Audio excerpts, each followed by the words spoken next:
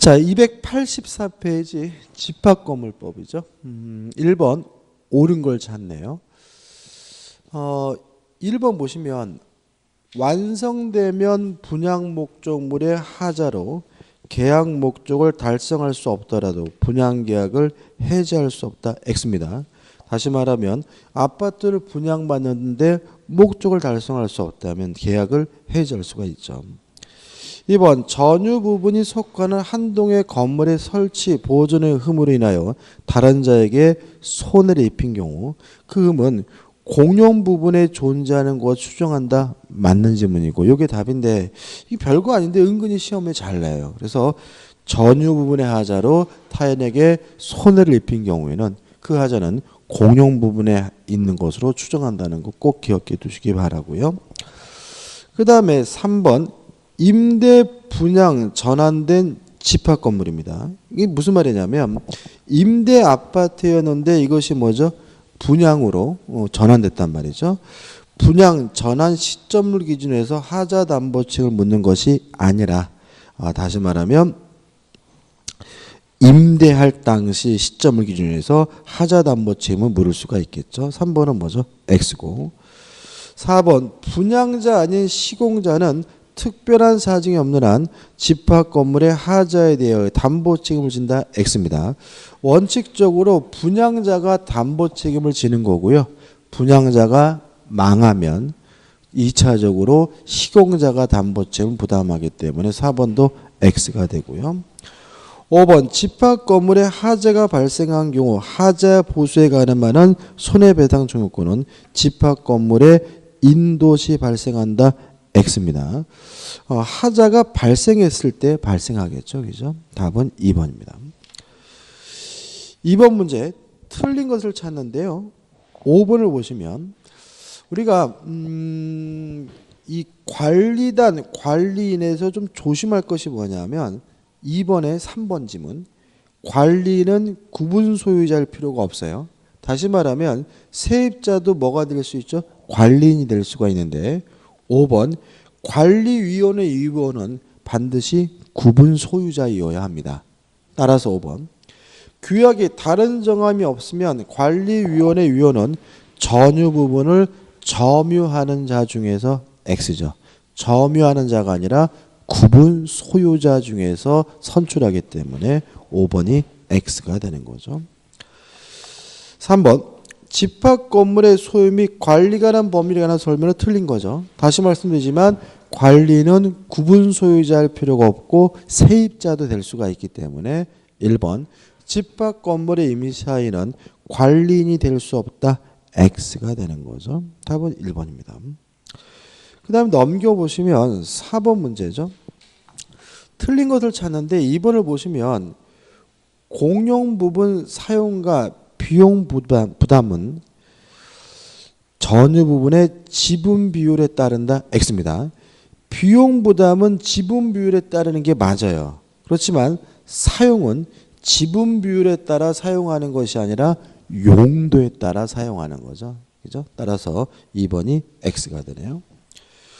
5번 문제 틀린 것을 찾는데 공용 부분과 전유 부분은 일체성을 띠죠. 따라서 전유 부분만 이전 등기 받으면 공용 부분은 등기 없이 자동으로 쫓아오는 것이기 때문에 계단에 대한 권리, 엘리베이터에 대한 권리는 등기 없이도 쫓아오는 것이기 때문에 2번 구조상 공용 부분에 관한 물건의 득실 변경은 등기하여야 효력이 생긴다는 지문은 X가 되는 거죠.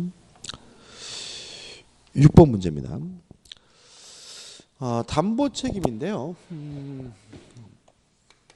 전유 부분에 관한 하자에 관한 담보 책임은 언제부터 시작하냐면 인도받은 때부터 시작하게 되고요. 공용 부분에 관한 하자에 대한 담보 책임은 사용 승인일 또는 사용 검사일부터 시작을 하거든요. 기산점이. 따라서 4번을 보시면 건물의 시공자가 전유 부분에 대하여 구분 소유자에게 지는 담보 책임의 존속 기간은 사용 승인일부터 기산한다 S죠. 사용 승인일부터 기산하는 것은 뭐죠? 공용 부분이고 전유 부분은 인도시부터 기산하기 때문에 답은 4번이 됩니다. 7번 의결 종족수죠. 5분의 4 이상의 찬성이 있어야 할 수 있는 것은 1번 재건축이죠. 밑에 박스로 의결 종족수가 나오는데 좀 숙지해 두셔야 되겠죠.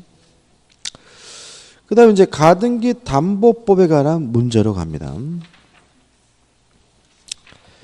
페이지 291페이지입니다. 291페이지 1번입니다.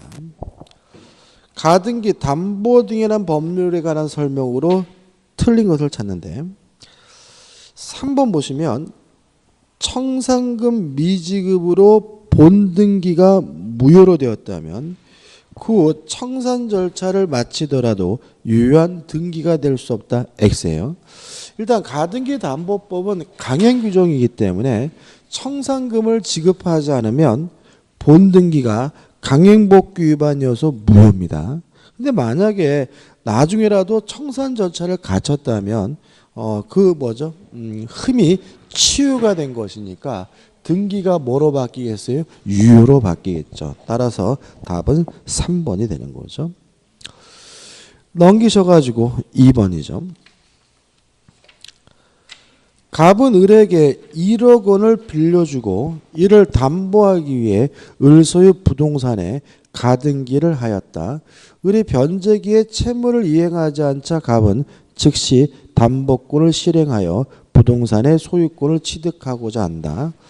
다음 설명 중 틀린 것은인데 1번 청산금의 평가액을 을에게 통지하여야 한다. 실행 통지해야 되겠죠. 2번 갑이 을에게 청산금의 평가액을 통지했어요. 그러면 한 번 통지했다면 그 X 가지고 갑은 더 이상 다툴 수가 없기 때문에 갑은 이에 관하여 다툴 수 있다는 지문은 뭐가 돼요? X가 되는 거죠. 답은 뭐죠? 2번이죠. 예? 네.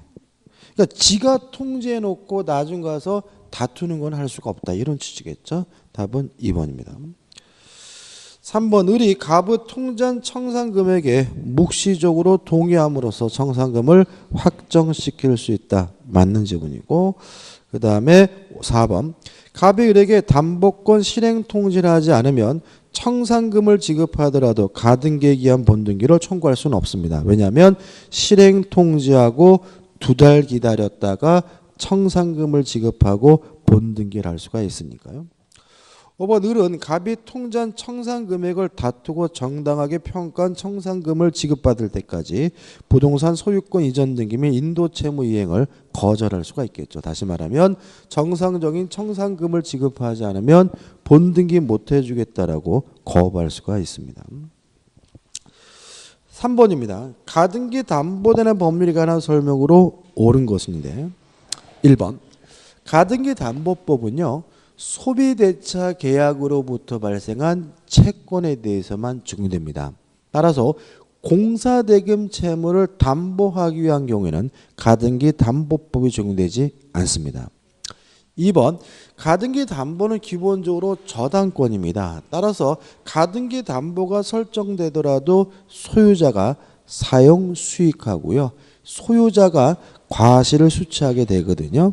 근데 다만 2번 보시면 청산금을 지급할 필요 없이 청산 절차가 종료가 됐어요.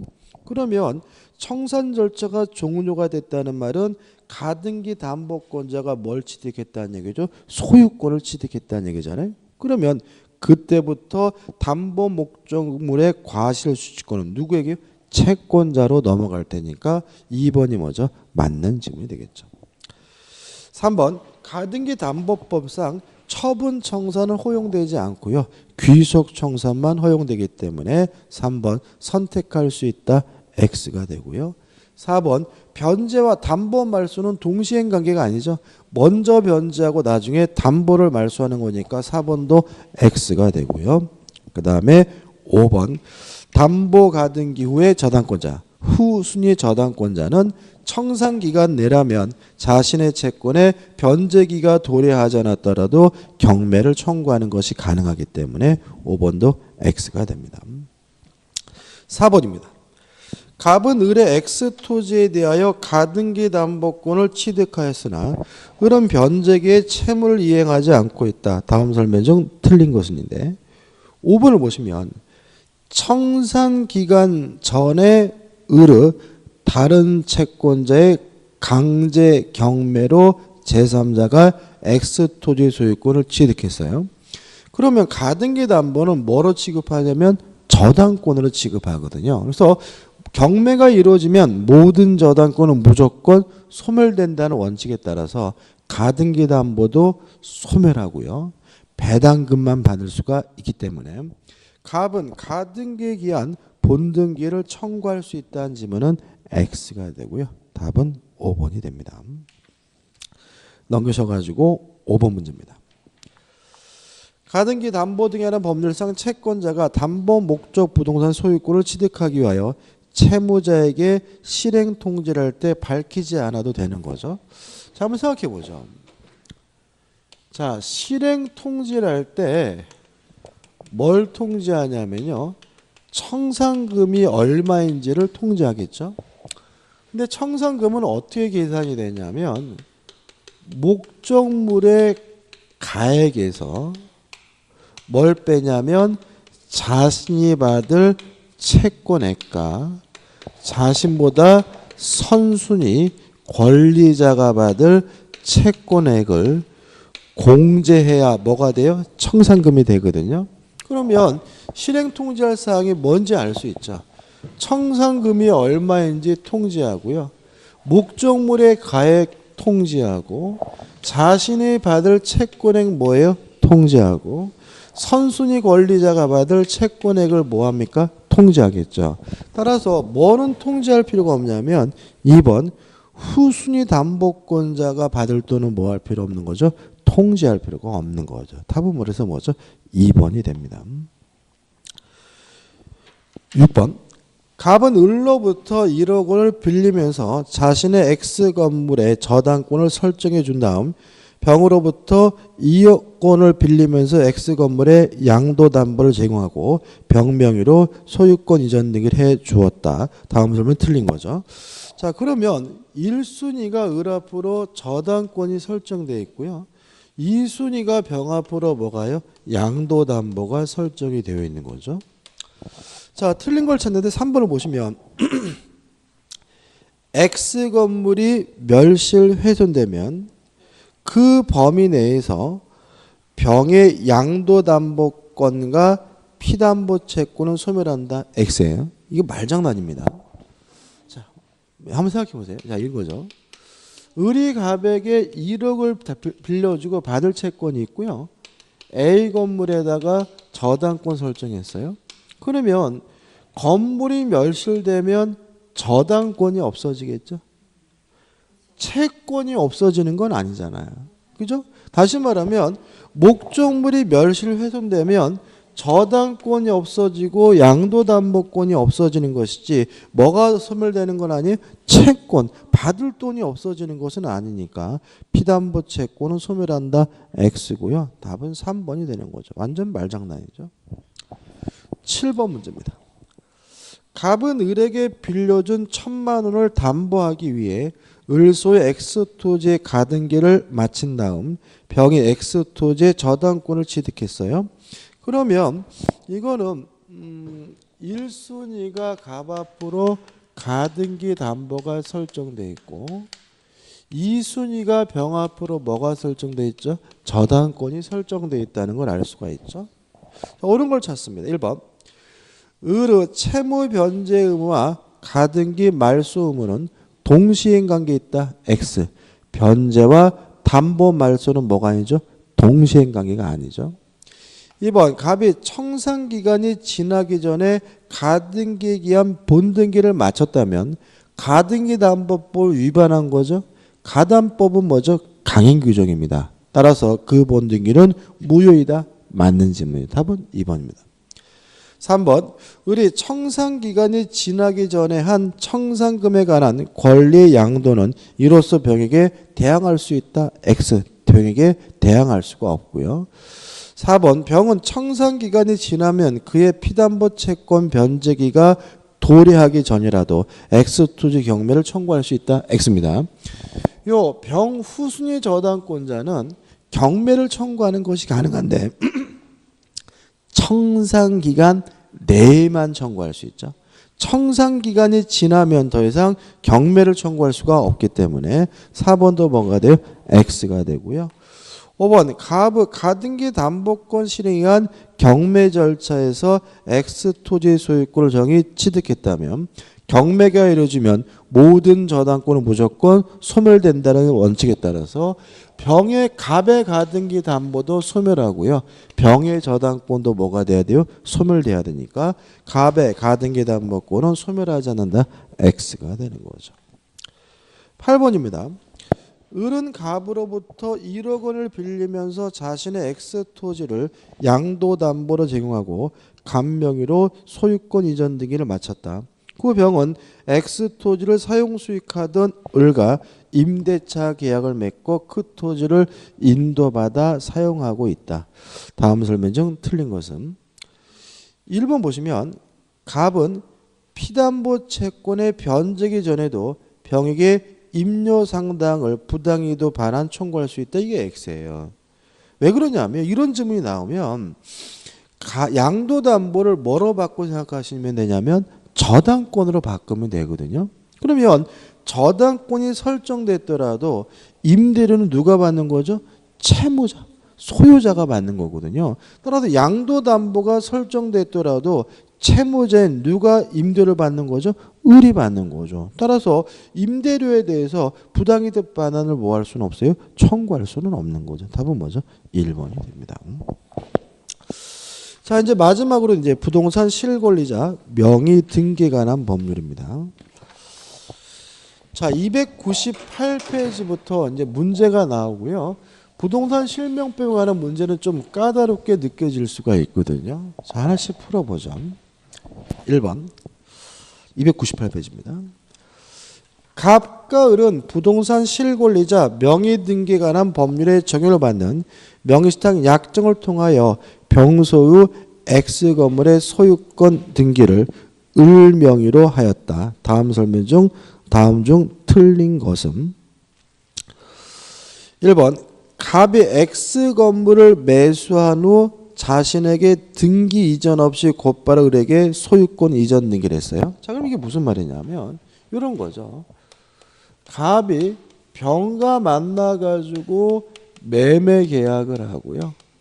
또 갑과 을이 명의신탁 약정에 의해서 병에서 을로 직접 등기가 이루어지면 이걸 우리가 뭐라 그러냐면 3자간 명의신탁 또는 중간 생략형 명의신탁이라고 하고요.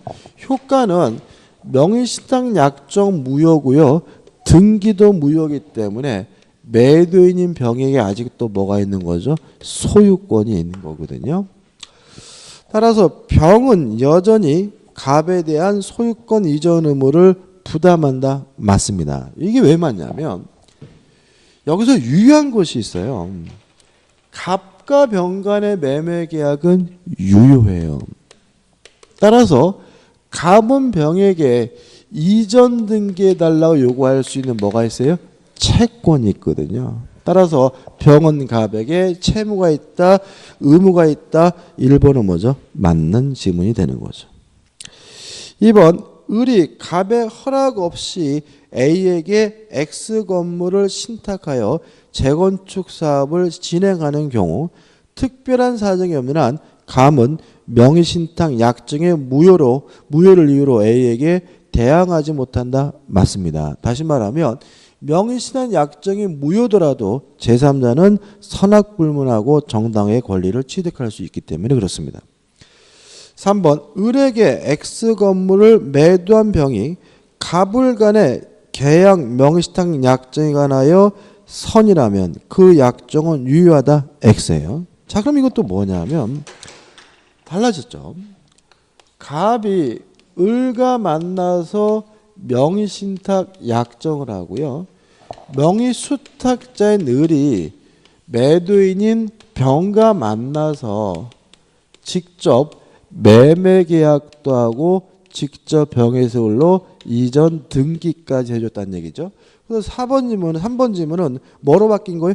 계약 명의신탁으로 바뀐 거죠. 그럼 여기서 뭘 할 수 있냐면 갑을 간의 명의신탁 약정은 변함없이 무효예요.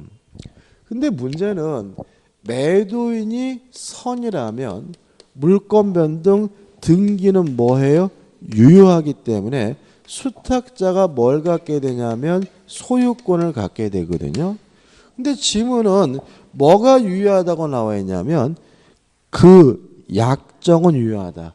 요 명의신탁 약정이 뭐죠? 유효하다고 나와 있기 때문에 뭐가 되는 거죠? X가 되는 거죠. 약정은 무효입니다. 뭐가 유효한 거죠? 등기가 유효할 뿐이죠. 답은 뭐죠? 3번이 되는 거죠. 4번 을에게 X 건물을 매도한 병이 갑을 간의 계약 명의신탁 약정을 알고 있었다면 병은 을 명의 등기 말소를 청구할 수 있다. 자, 만약에 매도인이 선의가 아니라 악이면 등기가 뭐가 돼요? 무효가 되고, 그러면 병은 을에게 등기를 말소해 달라고 뭐 할 수 있어요? 청구할 수 있겠죠. 맞는 질문이고.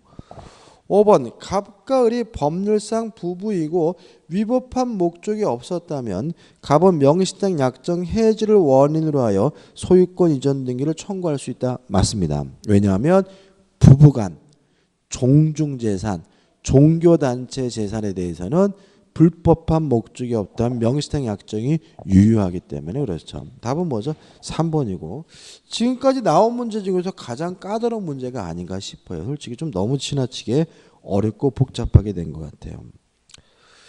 자, 2번입니다. 옳은 걸 찾는데 1번 소유권 이외의 부동산 물권의 명의신탁은 동법률에 적용을 받지 않는다. X입니다. 명의신탁은 소유권뿐만 아니라 부동산 물권에 관한 명의신탁을 금지하고 있습니다. 2번 채무 변제를 담보하기 위해 채권자가 부동산 소유권을 이전받기로 한 약정은 양도담보죠. 양도담보는 뭐가 아닙니까? 명의신탁이 아닙니다. 따라서 2번도 뭐가 돼요? X가 되겠죠. 3번 양자간 등기 명의신탁이에요? 자, 그럼 이런 거죠. 갑과 을이 명의신탁 약정을 하고 갑이 을에게 이전 등기를 해줬다면 둘이 한다 그래서 이거 우리가 양자간 명의신탁이라고 하고요. 원칙적으로 약정도 무효고 등기도 무효죠. 그죠? 자, 그러면 우리가 약정을 해지하려면 약정이 뭐 해야 돼요? 유효여야 해지할 수 있는 거죠. 근데 약정이 무효니까 뭐 할 수도 없어요?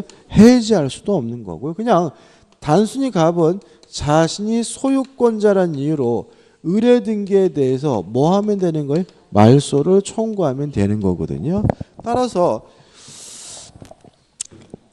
명신탁 약정의 해지를 원인으로 소유권 이전 등기를 청구할 수 없다는 지문은 O 맞는 지문이고 답은 뭐죠? 3번이 되는 거죠. 4번 3자간 등기 명의신탁의 경우 수탁자가 자진하여 신탁자에게 소유권 이전 등기 해주라도록 그 등기는 무효이다. X입니다. 자, 이게 무슨 말이냐면 갑은 을에게 이전 등기해달라고 뭐하지 못해요? 청구를 못해요. 그러니까 갑은 병을 대위해서 말소시킨 후 등기받아야 소유권을 취득하는 건데 을이 등기를 해줬다면 요 등기는 실체 권리 관계에 부합하는 등기로서 뭐가 되냐면 유효가 되기 때문에 무효다. X가 되고요. 5번 명의신탁 약정의 무효는 악의 제3자에게 대항할 수 있다. X가 되는 거죠. 다시 말하면 제3자는 선악 불문하고 보호되고요. 따라서 악의 제3자에게도 뭐 할 수 없습니까? 대항할 수가 없습니다. 3번입니다. 갑과 을의 명의신탁 약정에 따라 을이 병으로부터 건물을 매수한 후 자신 명의로 등기한 경우 그럼 이것도 뭐죠? 을이 병과 매매 계약을 하고 병으로부터 뭘 받았어요? 등기를 받았으니까 뭐임을 알 수 있죠? 계약 명의신탁임을 알 수가 있죠. 자, 법률이 적용되는 경우를 고르라. 다 적용됩니다. 그죠? 기억, 니은디고 괜히 풀어봤네. 그죠? 한번 보시기 바라고. 넘기셔가지고 4번입니다. 갑은 2014년 친구 을과 명의신탁 약정을 하고 병소 X부동산을 매수하면서 병에게 부탁하여 을 명의로 소유권 이전 등기를 해 주었어요. 참 이거죠. 갑과 을이 명의신탁 약정을 하고 갑이 병과 매매 계약을 하면서 의 병에서 을로 뭐죠? 이전 등기가 이루어지기로 했으니까 3자가 명의신탁 중간 생략형 명의신탁이고요. 따라서 약정도 무효고 등기도 무효니까 소유권은 누구에게 있는 거죠? 매도인 병에게. 따라서 1번 을이 X부동산의 소유자이다. X가 되는 거죠. 2번 갑과 을 간의 명의신탁 약정은 무효이기 때문에 뭐 할 수 없어요? 해지할 수가 없으므로 2번도 뭐가 돼요? X가 되고요.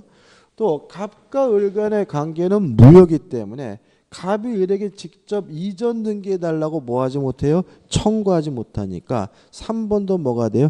X가 되는 거죠. 이에 반해서 병에게 뭐가 있어요? 소유권이죠. 그래서 병은 을의 등기에 대해서 말소를 청구하는 것이 가능하니까 3번.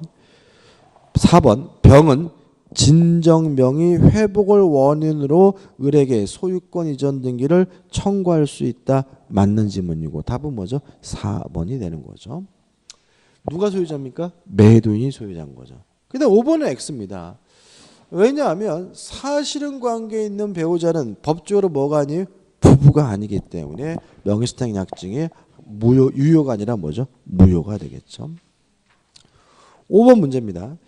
2013년 10월 26일 갑은 친구 을과 명의신탁 약정하였다. 그 갑은 병소유의 X 토지를 매수하면서 병에게 부탁하여 을 명의로 소유권 이전 등기를 하였고 X 토지 현재 갑이 점유하고 있다. 다음 설명 중 옳은 거죠. 일단 이것도 뭐죠? 3자간 명의신탁임을 알 수가 있죠. 답만 보면 될 것 같은데 1번 을은 갑에게 토지 반환을 청구할 수 없다. 5점. 왜요? 갑과 을의 관계는 무효니까 반환을 죄송합니다. 을의 등기는 뭐죠? 무효니까 을에게 뭐가 없어요? 소유권이 없고요. 따라서 갑에게 인도해 달라고 반환해 달라고 뭐 할 수 없어요? 청구할 수가 없겠죠. 답은 1번입니다. 병이 법적으로 뭐죠? 소유자죠. 그죠? 6번입니다. 2013년 갑은 친구 을과 계약 명의신탁 신탁을 약정하였다. 그 사실을 알고 있는 병은 명의수탁자 을과 매매 계약에 따라 을 명의로 X토지에 소유권을 이전해 주었다. 다음 설명이 옳은 거죠.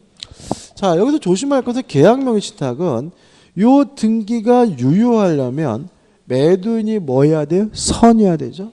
근데 문제에서 매도인인 병이 뭐죠? 악이라고 나와 있어요. 그러면 등기도 뭐가 돼요? 무효고 매도인인 병에게 아직도 뭐가 있는 거죠? 소유권이 있다는 걸 우리가 알 수가 있거든요.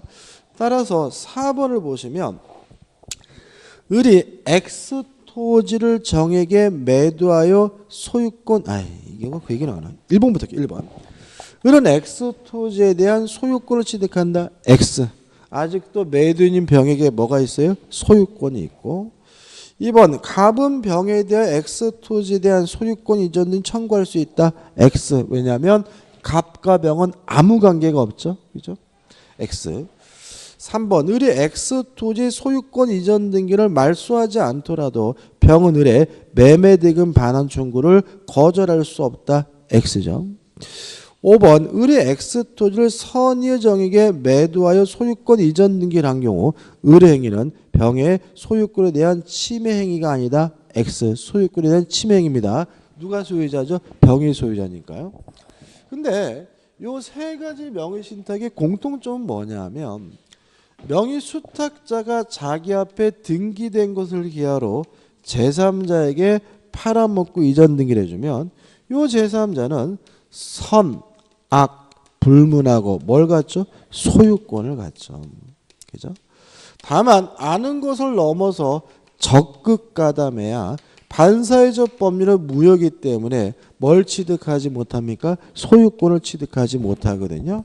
따라서 4번 을이 X 토지를 정에게 매도하여 소유권 이전 등을 해줬다면 정은 선악 불문하고 소유권을 취득하니까 정은 X 토지 소유권을 취득한다. 이게 맞는 질문이고 이게 뭐죠? 답이 되겠죠. 7번입니다. 2015년 갑은 병의 X 토지를 취득하고자 을과 명의신탁 약정을 체결하고 을에게 매수 자금을 주었고 갑과의 약정대로 을은 명의신탁 사실을 모르는 병으로부터 X 토지를 매수하는 계약을 자기 명의로 체결하고 소유권 이전 등기를 격려받았다죠. 자, 이것도 지금 계약 명의신탁임을 알 수 있고요. 차이점은 매도인이 뭐라고 나와 있죠? 선이라고 나와 있죠. 선이니까. 그죠? 병에서 을로 이전 등기 이루어진 등기는 무효가 아니라 뭐죠? 유효하고 을은 적법하게 뭘 취득하죠? 소유권을 취득하고 있는 거죠. 따라서 1번 X 토지 소유자는 병이 아니라 누구죠? 을입니다. X고 5번을 보시면 만약 을과 명의신탁 사실을 아는 병이 매매 계약에 따른 법률 효과를 직접 갑에게 귀속시킬 의도로 계약을 체결한 사정이 인정되었다면 자, 그럼 이게 무슨 말이냐면 지금 병이 모르는 게 아니라 뭐죠? 알면서요. 갑과 매매 계약을 체결하되 등기는 을에게 직접 해주기로 한 것으로 평가된다면 이제는 계약 명의신탁이 아니라 뭐로 바뀌는 거죠? 3자간 명의신탁으로 바뀌겠죠. 따라서 갑과 을의 명의신탁은 3자간 등기 명의신탁으로 보아야 한다는 지문은 뭐죠? 맞는 지문이고 답은 뭐죠? 5번입니다. 별로 좋은 문제는 아니네요. 넘겨주셔서 8번입니다. 자, 계약 명의신탁에 있어서요. 매도인이 선이면 등기가 유효하고요. 매도인이 악이면 등기가 무효예요. 근데 유의하실 것은 뭐냐면 매도인이 악인 경우에도 요 등기가 무효가 아니라 유효인 경우가 있어요. 뭐냐면 매매가 아니라 경매인 경우입니다. 다시 말하면 요 병이 소유하고 있는 토지가 경매가 됐어요. 그러면 경매는 어디에서 이루어져요? 법원에서 이루어지는 거니까 채무자인 병이 이 사람들이 명의신탁을 했다는 사실을 알았든 몰랐든을 법원이 뭐 할 일은 아니에요? 따질 일은 아닌 거죠. 그래서 요 계약 명의신탁이 경매에 대해서 이루어졌다면 매도인이 선이든 악이든 따지지 않고 등기는 무효가 아니라 뭐가 돼요? 유효가 된다는 것이 우리 판례의 입장이에요. 그럼 보죠.